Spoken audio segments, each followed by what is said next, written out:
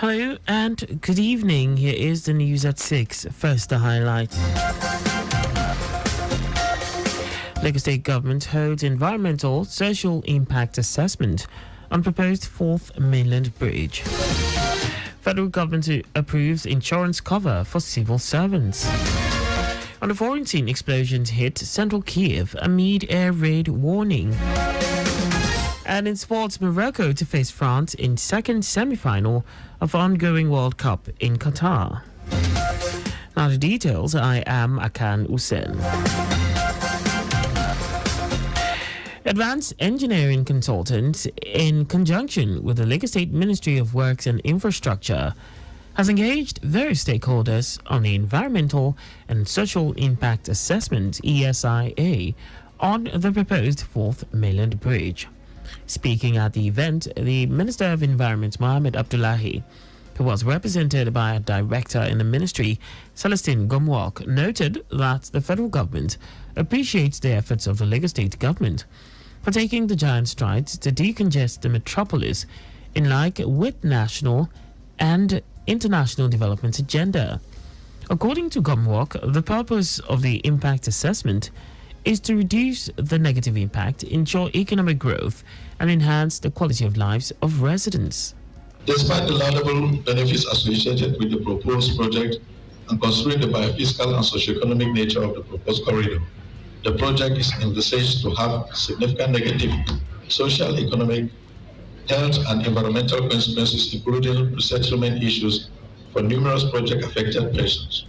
It is the responsibility of the federal government, in collaboration with other tiers of government and relevant regulatory authorities, to ensure that these negative impacts are adequately identified and effectively mitigated, while the attendant positive impacts are realized for project and environmental sustainability. Special Advisor to the Lagos State Governor on Works and Infrastructure, Aramide Adeoye, represented by a civil engineer in the ministry, Tokunbo Ajanoku, said the Lagos State government is committed to a holistic, cohesive solution to transportation challenges in the state, and the 4th mainland bridge is an aggressive, intentional, and deliberate effort to reduce loss of manpower. 3 kilometers of this corridor is in the Ogun State section of Nigeria, and that has allowed us to continue our synergy as sister states, even in the delivery of this particular project. The 4th mainland bridge is an aggressive, intentional, and deliberate effort by Lagos State in the last 20 years to solve a major issue in traffic. And that is where we...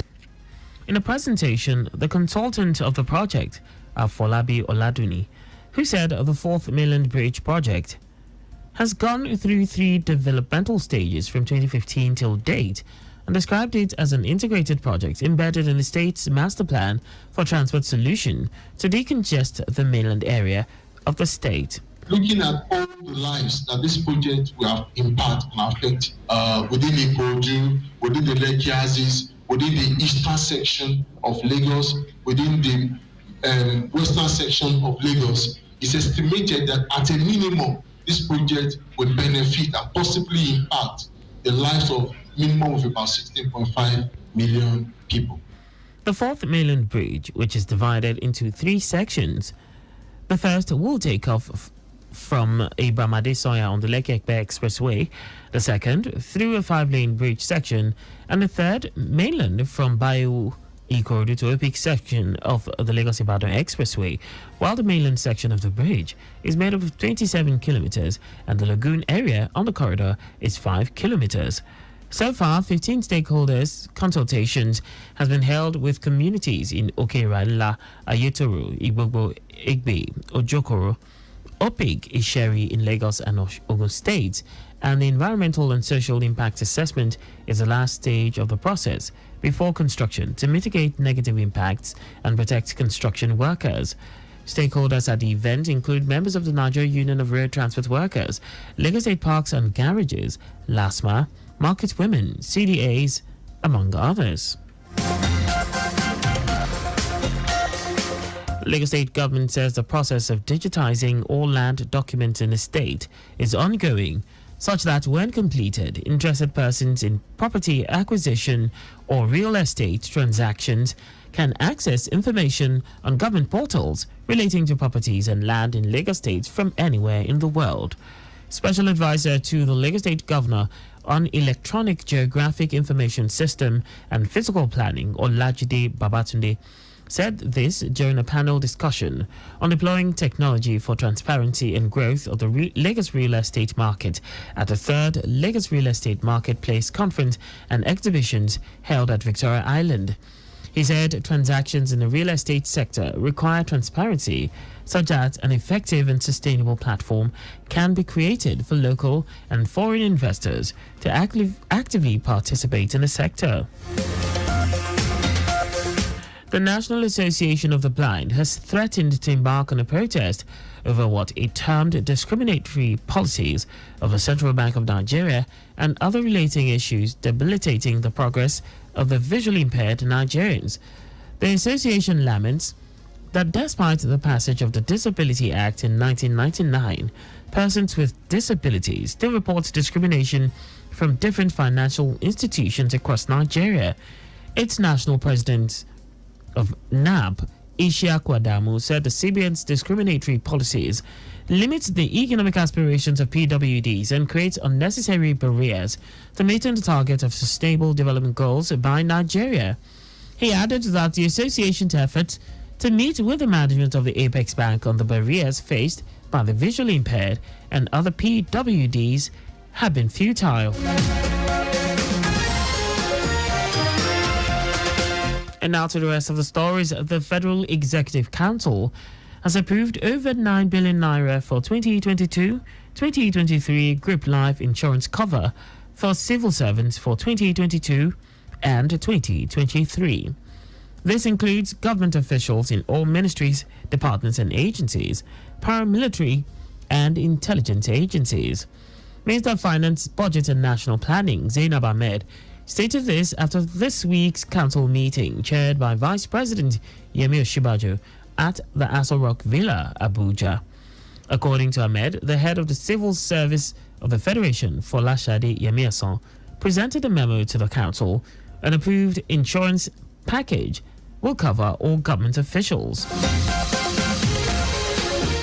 President Muhammadu Buhari has restated his administration's determination to achieve 30 gigawatts of energy by the year 2030.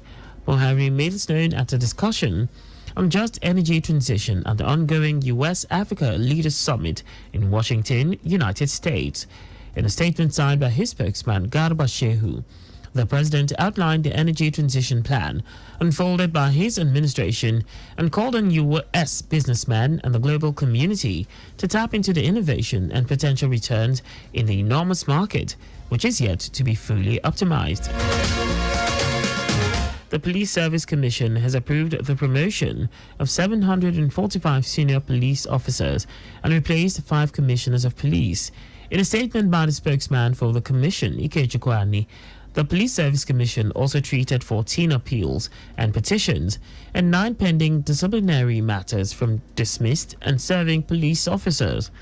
And he said the decisions were some of the high points of the Commission's 18th plenary, which ended in Abuja and was presided over by the Commission's acting chairman, Justice Clara Ogunbiyi. And now to foreign news.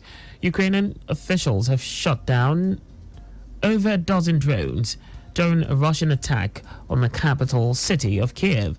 Explosions rocked the central Shevchenkivsky district as air defenses shot down what were said to be Iranian-made Shahed drones. Russia has repeatedly targeted Ukrainian energy infrastructure since October with missiles and drones. Kiev Governor Oleksiy Kuleba accused Russia of continuing its energy terror against the country with the latest wave of drone attacks, but the National Energy Grid Manager, Ukrenago, said the strikes did not damage any energy facilities and hailed the brilliant work of the Air Defense Forces in a post to its Telegram account. President Volodymyr Zelensky said Ukrainian forces had shot down 13 Shahed drones, which he said amounted to all those launched by Russia today. And now sports. The second semi-final of the Qatar 2022 World Cup between Morocco and France takes place this evening. This is the first time an African team is playing in the semi-final stage of the football's biggest fiasco. The winner between the two countries will meet Argentina on Sunday in the final of the World Cup. Leadership of the Nigeria Football Federation (NFF) and Iraqi Football Association will interface next month with a view to exploring avenues for greater cooperation and collaboration in the football sphere. Speaking in Abuja during a courtesy visit, NFF President Ibrahim Gusau expressed a keen desire to collaborate with countries to ensure real growth for Nigeria games from the grassroots. Gusau, who stated that football is a unifying factor that keeps the world together, noted that it is also soft power with a booming economy. On his part, Ambassador of Iraq to Nigeria, Anwar Saeed, congratulated the NFF president on his victory in the elections and assured him that the Iraqi Football Association would be delighted to explore ways of greater collaboration. And that's all for the news at 6. Always drive within the specified speed limit. You can listen to Lagos Traffic Radio on our website www.trafficradio961.ng and follow us on our various social media platforms. On Twitter, Lagos Traffic 961, Instagram, Lagos Traffic Radio 961, Facebook, Lagos Traffic Radio 96.1 FM. On YouTube, subscribe to our channel, Traffic Radio 961. Also, you can now download our app, Lagos Traffic Radio 96.1 FM, from Google Play Store and Apple App Store for more traffic updates. Did you know that the Sanwo-Olu administration launched new articulated vehicle number plates comprising 3 number plates per set as part of measures towards ensuring safety, prevention of related crimes, and efficient transportation in the state? You can get more details on the Lagos State Government website. To end the news, here are the highlights of the major stories. Advanced engineering consultant, in conjunction with the Lagos State Ministry of Works and Infrastructure, has engaged various stakeholders on the environmental and social impact assessment (ESIA) on the proposed 4th Mainland Bridge. The Federal Executive Council has approved over 9 billion naira for the 2022-2023 group life insurance cover for civil servants for 2022 and 2023. We also told you that Ukrainian officials have shut down over a dozen drones during a Russian attack on the capital city of Kiev. And in sports, the second semi-final of the Qatar 2022 World Cup between Morocco and France takes place this evening. For contacts with the newsroom, please send a message to newsroom@trafficradio961.ng. And that ends the news broadcast compiled by Bolanle Adebayo. I am Akan Usen. Thanks for listening and please stay safe. Good evening.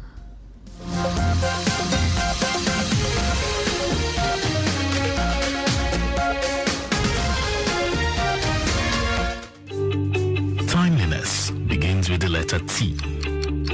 We strive to maintain timeliness in disseminating information to our listeners, and that is why we are reliable. Being the most reliable radio station, providing traffic information in Africa is our vision.